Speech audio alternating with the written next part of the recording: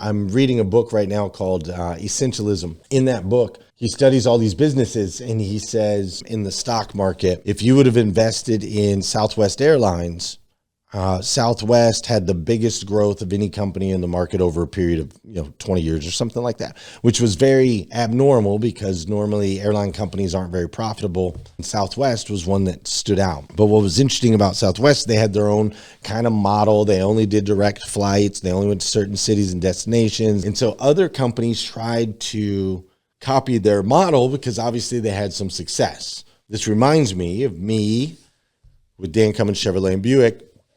We had a ton of success, and now other people try to copy our model. But here's what's interesting. All the companies that tried to copy the Southwest model, ultimately, they failed at doing so. Continental Airlines was one of them. And the reason Continental Airlines failed wasn't because they didn't have a desire to change. It was because they were straddling. They were like, okay, we're going to have some of our flights be on a shortage. Some of our flights will only go to certain destinations. Some of our flights will only be one way, but then other of our flights will. They called it Continental Light.